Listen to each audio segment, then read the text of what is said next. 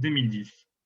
Donc, qu'est-ce que vous retenez sportivement de 2010? Ça peut être un souvenir autant négatif que positif. Donc, c'est Oh là là, vous me posez une colle parce que, encore que j'ai la réponse, hein, mais ce n'est pas une réponse géniale, c'est la Coupe du Monde en Afrique du Sud, et ouais, où ça se termine quand même plutôt de manière médiocre pour les Français avec la grève à Knysna, et une élimination assez pitoyable au premier tour pour une équipe qui avait été en finale 4 ans avant, battue au pénalty par l'Italie. C'est l'un des moments les pires de l'histoire du football français. Pour le coup, dans l'esprit sportif, parce que perdre fait partie du jeu. Quand on dit les grandes équipes ne meurent jamais, c'est vrai, mais il y a des moments où elles sont juste moins bonnes que d'autres, et la France a connu ça. Et c'était le cas en 2010, parce qu'on était entre la période Zidane et la période que l'on connaît maintenant avec ces nouveaux talents.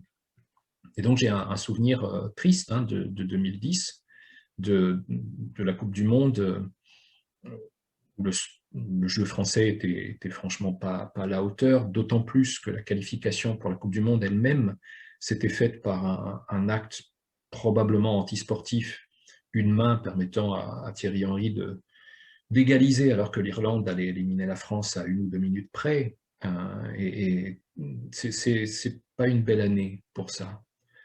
Je préfère imaginer qu'il y a eu en 2010 sur d'autres sports de belles aventures. Je voudrais pouvoir penser par exemple au Tour de France, parce qu'on était sorti des années Armstrong, donc on n'était probablement plus à ce moment-là sur des moments de dopage.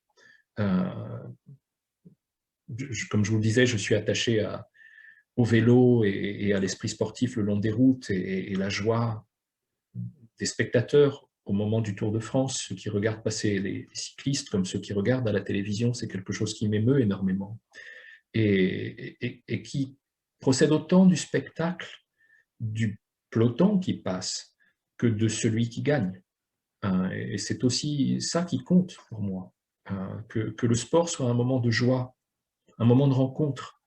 C'est l'une des choses que j'ai souvent défendues à propos du vélo et des compétitions cyclistes, c'est que ça vous met au bord de la route ou devant un écran de télévision toutes les couches de la société.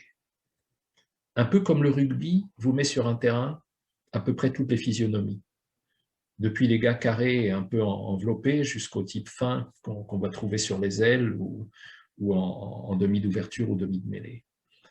Et donc en 2010, il y a eu un beau tour, il y a eu une belle compétition, il y a eu de belles courses à la voile aussi, de belles régates, et pas simplement une Coupe du Monde un peu foirée, ouais, de laquelle ressort une élimination de la France. Mais je retiens aussi une chose, parce que je suis marié à une Espagnole, que c'est le moment où l'Espagne a gagné la Coupe du Monde, et que ce moment était aussi un moment de joie dans ma belle famille. Donc la Coupe du Monde en Afrique du Sud n'était pas complètement traumatisante.